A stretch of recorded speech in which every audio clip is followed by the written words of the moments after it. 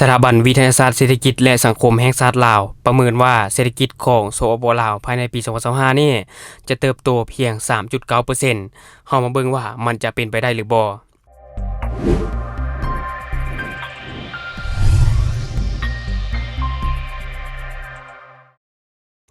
สบายดีท่านผู้ชมกลับมาพบกับช่อง Talk the New และใน EP นี้เราจะมาเบิ่งว่าเศรษฐกิจของลาวภายในปี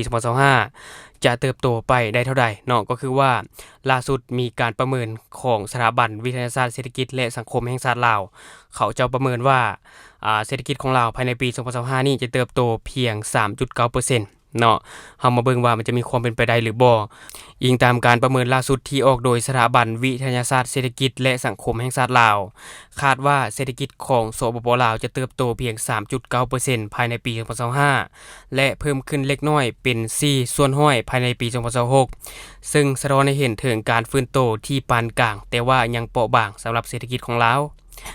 ก็คือว่าการประเมินดังกล่าวได้ถูกนำเสนอในกองประชุมที่จัดขึ้นอยู่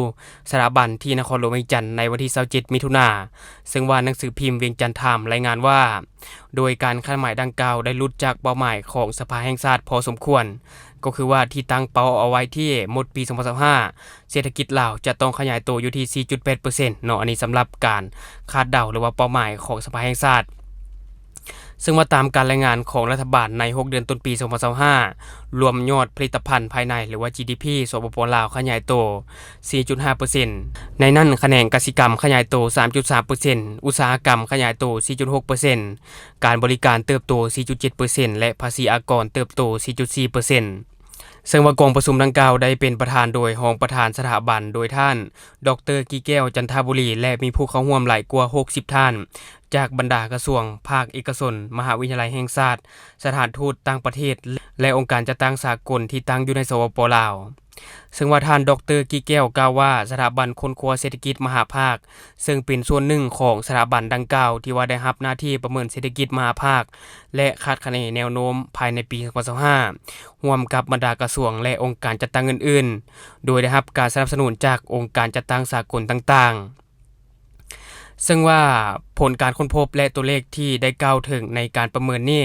บ่แม่นการคาดคะเนที่แน่นอนตามการระบุไว้ในองค์การค้นคว้าอื่นๆแต่ว่าความแตกต่างระหว่างตัวเลขบ่ใหญ่หลายซึ่งว่าท่านกีแก้วยังได้กล่าวอีกว่าหัวหน้าสถาบันค้นคว้าเศรษฐกิจมหาภาค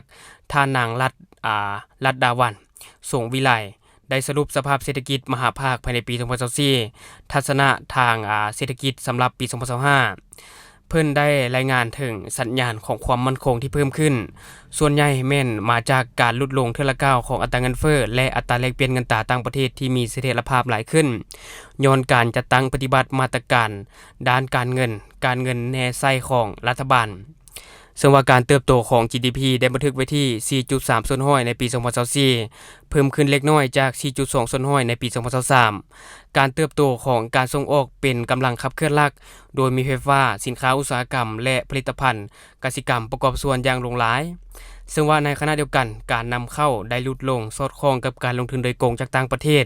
และความต้องการภายในที่สุดเสื่อมลงแต่ถึงแม้ว่าเนาะจะมีการปรับลดเหล่านี้บทรายงานดังกล่าวสภาพเศรษฐกิจ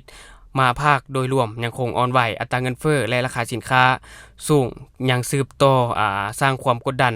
ให้ครัวเรือนในขณะเดียวกันที่รายรับยังบ่เพิ่มขึ้นและหนี้สินสาธารณะก็ยังเป็นห่วงหลักที่น่าเป็นห่วงและสำหรับเศรษฐกิจของลาวในปัจจุบันนี้คาดว่ากำลังเผชิญกับความเสี่ยงภายนอกที่เพิ่มขึ้นรวมทั้งความเข่งตึงทางด้านการค้าที่ยังคงค้างและความบ่มั่นคงในภาคพื้นตะวันออกกลางความบ่แน่นอนทั่วโลกแล้วนี่อาจนำไปสู่การเติบโตของโลกที่ช้าลงซึ่งว่าสร้างความกดดันทางด้านอัตราเงินเฟ้อที่เพิ่มขึ้นและสกุลเงินตราต่างประเทศที่แข็งค่าขึ้นซึ่งเป็นปัจจัยที่อาจจะส่งผลกระทบต่อผลงานทางด้านเศรษฐกิจของสปป.ลาวก็เป็นไปได้เนาะท่านผู้ชมแน่นอนแหละปัจจัยภายนอกก็จะมีเรื่องของการค้าหรือว่าสงครามโลกอย่างต่างๆความบ่แน่นอนต่างๆเนาะท่านผู้ชมอันนี้ก็จะเป็นปัจจัยหลักที่มีผลกระทบต่อเศรษฐกิจของลาวเพราะว่าเศรษฐกิจของลาวนี่ก็ถือว่ายังมีความเปราะบางก็ถือว่ายังบ่มีความแข็งแรงว่าจังซี่ซะเนาะถือว่าได้รับผลกระทบได้ง่ายแต่นั้นก็ตามท่านผู้ชมก็เชื่อว่าในอนาคตบางทีลาวอาจจะมีแนวทางการแก้ไขต่างๆที่ให้เศรษฐกิจของลาวได้ เติบโตและขยายโตได้อย่างว่องไวว่าจะเป็นเรื่องของการแก้ไขปัญหาปากท้องเกี่ยวกับค่าครองชีพหรือว่าอัตราเงินเฟ้อต่างๆเนาะอันนี้ก็ถือว่าจะมีแนวโน้มที่ดีขึ้นอยู่แต่ถึงแม้ว่าลาวจะมีปัจจัยภายนอกที่มากระทบเศรษฐกิจของลาวนี่นะแต่ว่านักวิเคราะห์หลายๆสำนักก็เบิ่งว่าเศรษฐกิจของลาวนี่มีโอกาสฟื้นโตหรือว่ามีสัญญาณที่จะฟื้นโตมีสัญญาณที่จะดีขึ้นอันนี้ก็เชื่อว่าจะเป็นเรื่องที่ดีทางช่องก็วิเคราะห์แบบนั้นคิดว่ามันจะเป็นสิ่งที่ดีเนาะคิดว่าลาวนี่มีโอกาสที่จะฟื้นโตอยู่ก็ติดตามไปนํกันว่าจะเป็นจังไดเนาะท่านผู้ชมและทั้งหมดก็คือสิ่งที่เราอยากจะนำเสนอในมื้อนี้สำหรับท่านผู้ชมคนใดเบิ่งคลิปของเราแล้วยังบ่ได้กดติดตามช่องยังบ่ได้กดกระดิ่งแจ้งเตือนก็อย่าลืมไปกดเพื่อเป็นกำลังใจข้าพเจ้าได้ผลิตคลิปดีๆแบบนี้ออกมาเรื่อยๆหรือสำหรับท่านผู้ชมคนใดเนาะมีความคิดความเห็นอยากตามนี้ติเตียนก็สามารถฝากไว้ได้ภายใต้คอมเมนต์ของเราแล้วเราจะเข้าไปอ่านแล้วก็ตอบแลกเปลี่ยนประสบการณ์นํกัน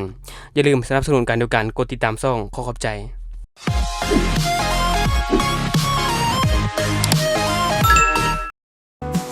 มีพลัสปกป้องตับและแก้เมาค้างในตัวเดียวกันรสชาติดีกลิ่นหอมกินง่าย